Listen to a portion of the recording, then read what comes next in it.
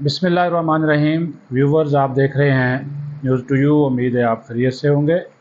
आज भी अहम ख़बरों के साथ, एक तो बढ़ती हुई महंगाई, बेरोज़गारी, गुर्बत, लोग पिस रहे हैं, ख़ास तौर पर तनख्वाह याफ्ता तबका। दूसरी तरफ वज़ीर-ए-आज़म ऑफिस के अफसरान को 4 इजाफ़ी तनख्वाहें जो हैं वो दी गई हैं। ये आप अंदाज़ा कर लें कि इस मुल्क में क्या हो रहा है। एक तरफ कहा जाता है कि कफ़ायत शारी इख्तियार करें, अखराजात कम करें। दूसरी तरफ वज़ीर-ए-आज़म ख़ुद अपने ऑफिस के मुलाज़मीन और अफसरान की तनख्वाहों में जो है वो इजाफ़ी तनख्वाहें, उनको 4 इजाफ़ी तनख्वाहें या ऑनरेरियम कह लें, एजाज़िया कह लें, वो देते हैं। इसके ऊपर बात करेंगे, इसकी तफसील है क्या।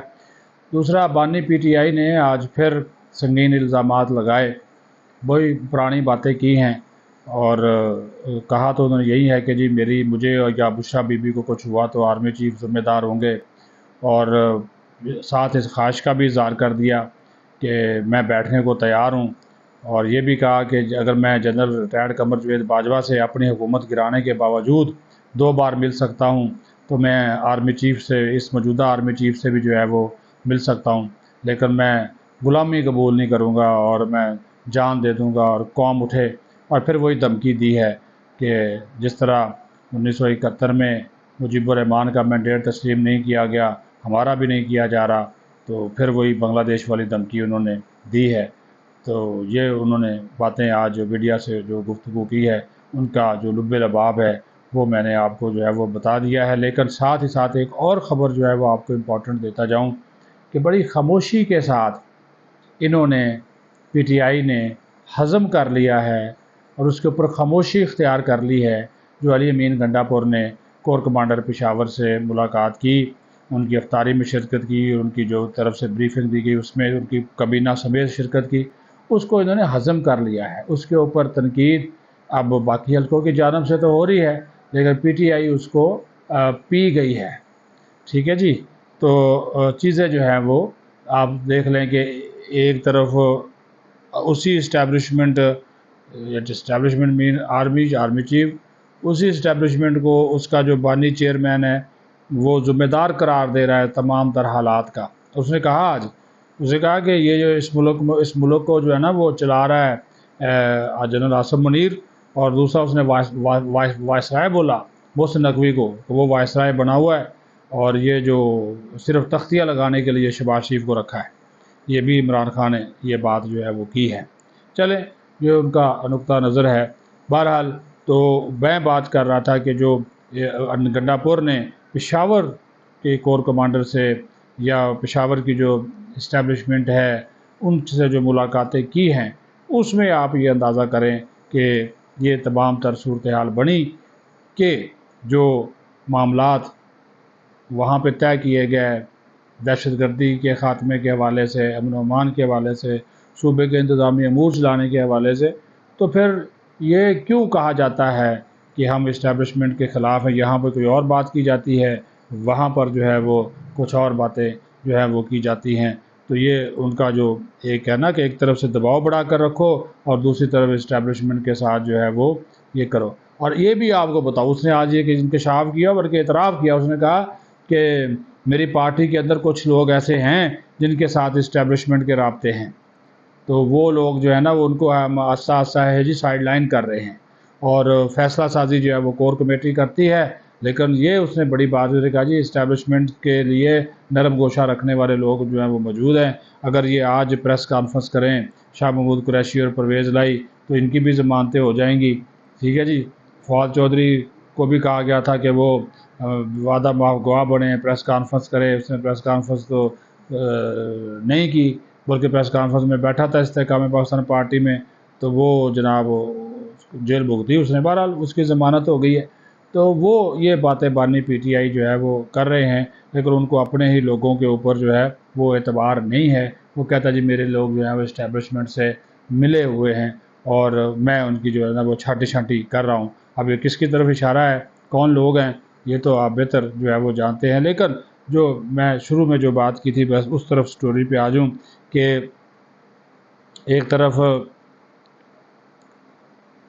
वज़ीर आज़म साहब कहते हैं जी अपनी چادر جو ہے وہ اتنی ہی پھیلاؤ جتنی جناب آپ کی اوقات ہے. ہمیں کہتے ہیں نہیں، شہریوں کو، عوام کو.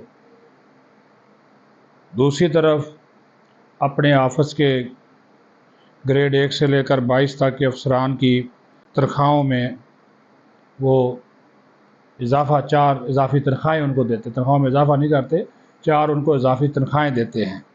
کس وجہ سے؟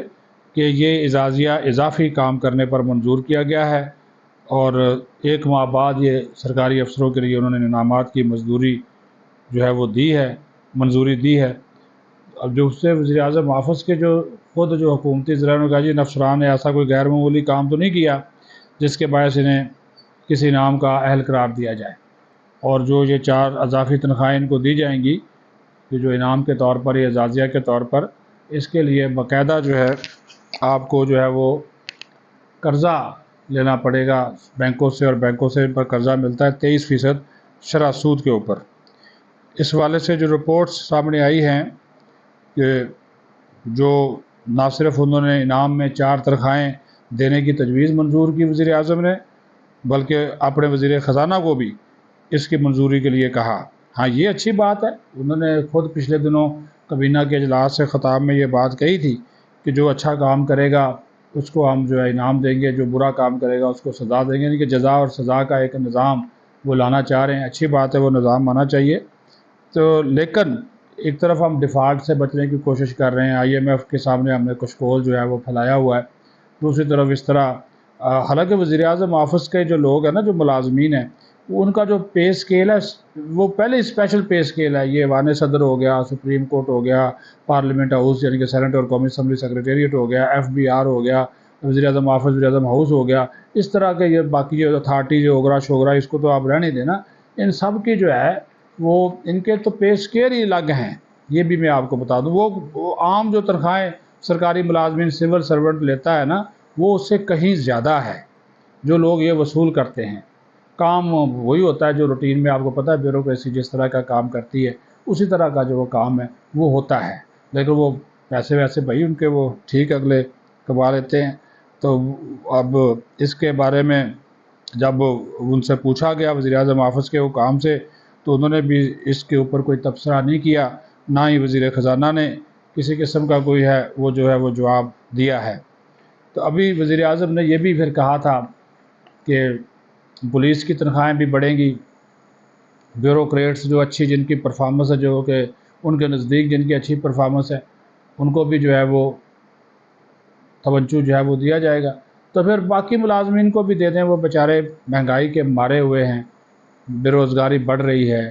آپ دعویٰ کرتے ہیں وزیر اعظم صاحب کہ مہنگائی کم ہوئی ہے، کوئی کم نہیں ہوئی. یہ کل کی رپورٹ ہے ادارہ شماریات کی کہ مختلف جو اشیاء کی قیمتیں ہیں اس میں جو ہے وہ اضافہ ہوا ہے، 0.9% جو ہے وہ اضافہ ہوا ہے قیمتوں میں. تو اس سے آپ اندازہ لگا لیں کہ پھر مہنگائی کا جو دعویٰ کیا جاتا ہے اس میں کتنی جو ہے وہ سجائی. آخری اشرہ ہے رمضان المبارک کا، لیکن اس رمضان المبارک کے آخری اشرے میں بھی پورا رمضان ہی جو مہنگائی کی شرح رہی وہ آپ کے سامنے ہے.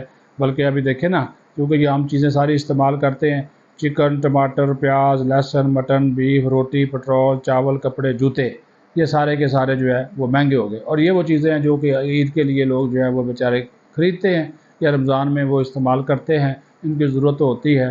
تو مہنگائی میں جو کمی کا وزیر اعظم کا جو دعویٰ تھا وہ ہمیں حقیقت نظر نہیں آتا. مجھے اجازت دیجیے. اللہ حافظ. پاکستان.